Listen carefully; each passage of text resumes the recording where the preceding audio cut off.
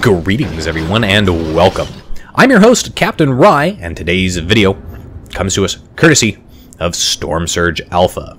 And Storm Surge is playing in the Tier 7 Premium US Cruiser for Steel in the Arsenal only, Flint, here in World of Warships. As the battle gets underway, it is estuary, it is standard battle mode, there are only 2 destroyers on each team, and it is a Tier 7 maximum game. Although, it is important to note that Tier 7 being top tier, not really going to matter all that much in such a thinly armored and arguably undergunned cruiser.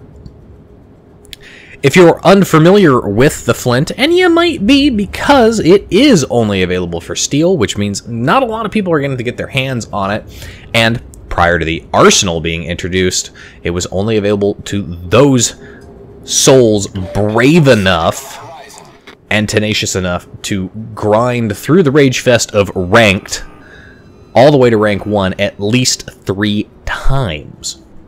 So it is indeed a very rare ship.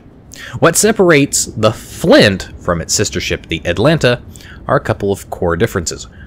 First off, where the Atlanta gets a short-range radar, the Flint gets a smokescreen instead. Where the Atlanta has 4-kilometer short-range torpedoes, the Flint has torpedoes that go slightly further. The guns are the exact same, but the Atlanta has 4 more of them. Technically, only 2 more per side in the form of 2 wing turrets at the aft of the ship. The Flint does not have that, although, given the rate of fire of these 127mm guns, you really don't notice the lack of 2 more of them on each side. Now, Storm Surge, here at the beginning of the battle, is doing what every single US light cruiser player ultimately ends up doing. I've done it, and plenty of other people have too. He has found a wonderful, glorious island with nice, steep slopes that his guns with those rainbow arcs can fire over, but enemy ships who don't have rainbow arcs cannot return fire, and he has turned it in to his Wafu. Now, this gives the Flint an absolute beast of an advantage, basically giving it solid rock armor. Rock armor that no high explosive, no armor piercing, and no torpedoes can penetrate. The downside, you're not able to spot ships for yourself, so somebody has to get up there and do it for you. Additionally, it doesn't move with you. So, if you move further back behind it, your shots will be blocked. More importantly, if you need to bug out or move up to take on the enemy, it's not coming with you either, which means you do have to play very carefully when you're hanging around these kinds of islands, specifically because you never know what could be lurking on the other side. Now, the situation that's developing shows that the friendly destroyer is rushing up here and gets himself killed by the enemy Koenig, but was also being shot at by the enemy Fiji as well. Not entirely sure what that envoy was attempting to do here, maybe trying to rush up to get his torpedoes away, but that definitely didn't work.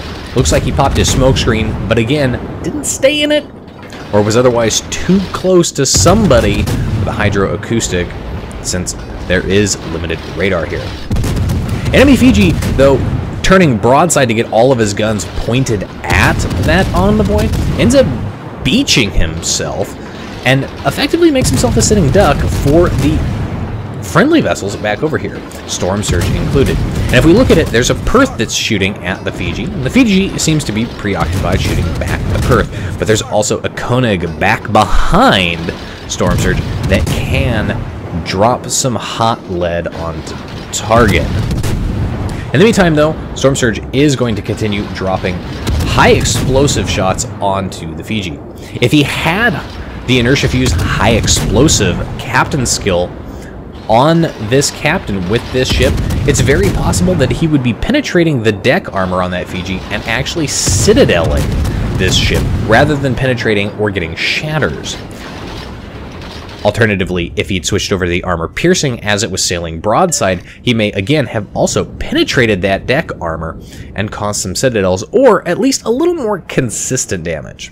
Now, the Fiji does leave the range, and that is a major problem with both the Atlanta and the Flint here, is the range on these ships is not particularly good, just slightly over 11 kilometers.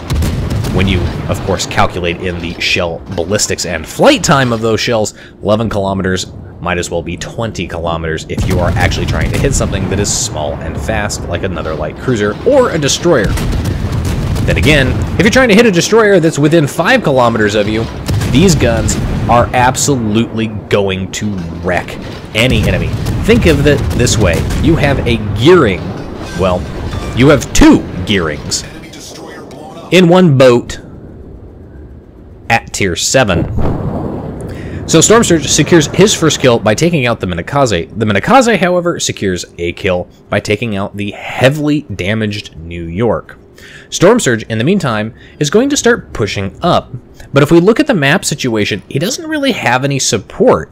The Koenig, while pushing up slowly, is currently hugging an island and probably not able to get any reasonable shots off at things like, say, the York over there. Simultaneously, there's an Omaha back there, but again, he's not really in a position to be able to support. There are battleships back over there, but also, again, not able to get the support. And finally, the Perth, who we know has already secured a kill, also not able to support as he is well outside of his range, and I know for a fact that's the case because the Perth only has about a 12.5 kilometer range. The enemy team is currently in the lead because they have managed to kill a battleship. While both teams are currently only down 2 ships, remember in standard battle especially, since you don't have the additional points coming in from capturing the extra zones, losing battleships, cruisers versus things like destroyers is going to grant your team greater losses and the enemy team greater points. Cyclone coming in here, this is going to start reducing the visibility of this match here. Now this, in a cruiser like the Flint, is incredibly valuable. Again, this mostly comes down to the detection range that cruisers like the Flint have, but it's also down to the fact that when caught out in the open, the Flint is a very easy to kill ship. High explosive of a sufficient caliber will citadel this vessel. Armor piercing may go right through unless you're bow tanking, and in which case it will also definitely citadel. I cannot tell you the number of Atlantas and Flints I have seen get caught out in the open and promptly one-shot deleted. Now this York is pushing up here, and he's making a little bit of a mistake here. As he's pushing up, he is firing, and he's being detected by other ships. Because the Cyclone hasn't fully kicked into effect, the detection range is still high enough out there. He is pushing up there, and it's pretty obvious that in his attempt to push up here, he's going to try and get torpedoes away or get his hydroacoustic so he can shoot at Storm Surge. But runs right into a torpedo, probably because he forgot the Flint has torpedoes, like many people who always seem to forget. Atlanta and Flint both have torpedoes. But again, like I mentioned, the Flint's torpedoes, nice and long range, as we can see there on the minimap, 9.2 kilometers. Kind of like the Black in the respect that they do a lot more damage than the Atlanta. They are also significantly slower. But when you've got an enemy charging you down, they'll more than get the job done. So it's always nice to get a torpedo hit on a ship when you have those. In the meantime, the situation has continued to develop. The enemy team has now taken a destroyer advantage as they've managed to kill the remaining destroyer on Storm Surge's team. Now remember what I always tend to say, the team that takes the destroyer advantage, especially early in a game, or at least halfway through the game, usually goes on to victory. This is mostly because they can then have their remaining destroyer simply sit back and try and stealth torpedo or spot. cap if needed without having to worry about running into another equally sneaky little boat. But remember what I said about points difference here. Look at that. They've lost 2 destroyers and they've lost a battleship. The enemy team has lost a destroyer and 2 cruisers, so the points have actually equaled out and they're now substantially closer together here. But then the enemy team manages to kill another ship, this time a cruiser, so now they're almost 90 solid points up. They are, in fact, 90 solid points up here. Storm Surge is going to start pushing up back around the backside of the enemy base, and just like the enemy, if we look at the minimap, has been doing to his base. But unlike the enemy, Storm Surge's team has several vessels, including at least 2 battleships, back in the base, and hopefully they will be able to handle any situation that is going to transpire down there, or at the very least cause enough damage that in the due course of this battle, those ships will either think twice about engaging or, preferably, will be killed off by other ships. Now, Storm Surge is going to push forward here. The Omaha has pushed up. He is going to start reversing. But look at this. Storm Surge is using his smoke screen as the enemy Koenig comes around. Now, he roughly got a quick lead on the Koenig before the Koenig dropped off detectability. Storm Surge is going to push up here. He's going to expose himself to the Koenig. That's a very gutsy move here, considering the size of those guns are almost perfectly sized with their armor piercing to cause a serious problem here. But again, those torpedoes and their range. So this Koenig continues to sail in a nice straight line. He might be under the impression that because it's a Flint and an Omaha, that he doesn't have to worry about torpedoes from the enemy ships, since they shouldn't go more than 6 kilometers. Except he's wrong. Those torpedoes are continuing. And even with that brief shot there, 2 torpedoes hit, securing the kill. That's when a wild Furutaka pops up here. Now, Storm Surge has the high explosive loaded, so he shoots it, but all of those miss. They fall short there. He switches to the armor piercing. Look at this. It's many penetrations. And it's important here, those many penetrations, at this kind of range, even against what would be classified as a heavy cruiser with better armor and bigger 8-inch guns, these armor-piercing shots are going to go right through. Now, Storm Surge backs into his smokescreen, and he pops his hydroacoustic. That's because the Furutaka is sailing broadside. You can only assume that he's got his torpedoes away.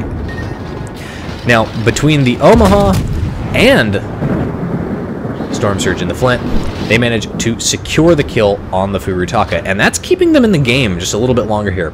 Unfortunately, the enemy team has managed to also kill pretty much everybody at the friendly base, and so they are very much so up on points, and now they're preventing Storm Surge's team from gaining points since they are contesting the cap.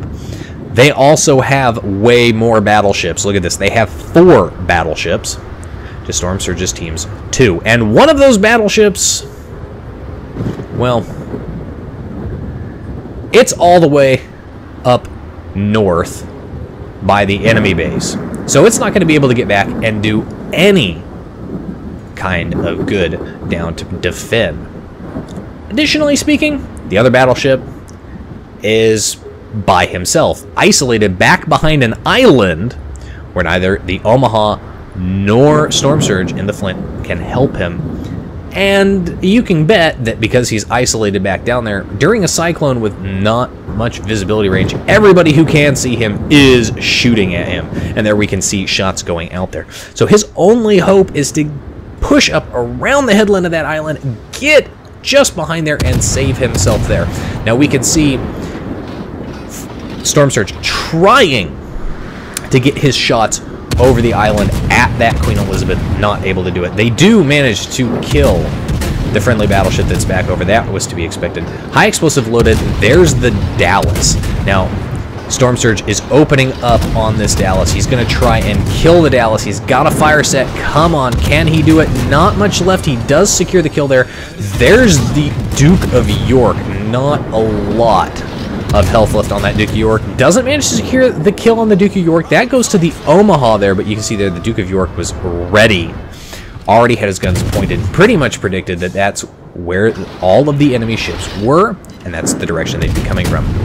Now, Storm Surge has his smoke screen up here. But remember the smoke firing mechanics.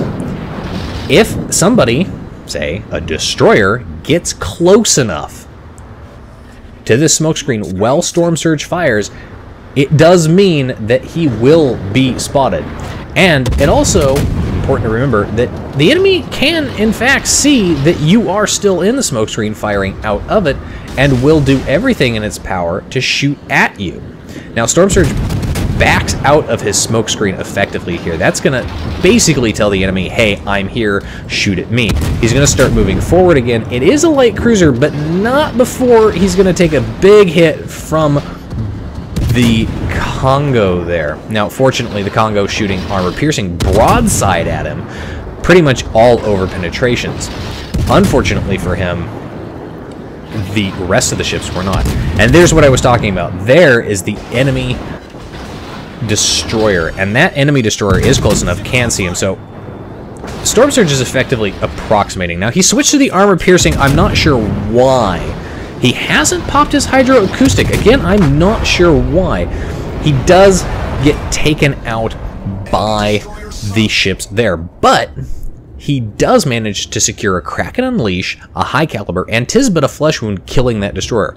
But more importantly, what he managed to do there, through his armor piercing, through his high explosive, he manages to reset the base long enough, so long so that if all of the remaining ships, 3 on his team and 3 on the enemy team, if they stay in the bases respectively, his team is going to cap out before the enemy team is able to get back up there, because he managed to reset him. Again, not sure why he switched over to the armor piercing there at the very end rather than staying with the high explosive, but either way, it did work. So, thanks to his brilliant sacrifice, he was able to effectively secure victory for his team by allowing them to cap. And since all the enemy ships were at the base, nobody was here to reset their cap, securing a victory. 132,000 damage done in that game, particularly good for a light cruiser of this caliber. Confederate, Kraken Unleashed, 'tis but a flesh wound, and high caliber. 5 enemy ships killed in that battle. 7 fire set, 3 torpedoes hit, 3 flooding saws, and a citadel. Top of the team for XP earned there at 2,300 base XP, so very well done to Storm Surge there. Unfortunately, the New York managed to be bottom of the team. I think that's the one that got torpedoed. It clearly didn't do a whole lot there. Not a very good win for him. Anyway, that's it for today's video, folks. If you liked the video, hit that like button, hit the subscribe button, leave a comment down below, and let me know what you think. If you'd like to get semi-regular channel news and updates, you can do so by liking and following me on Facebook. If you've got a replay like this one that you'd like to see featured on my channel, I encourage you to send it to my email. You can find the links for all of those and a few other things in the video description down below. And as always, I'll see you next time. This is Captain Rye, signing off.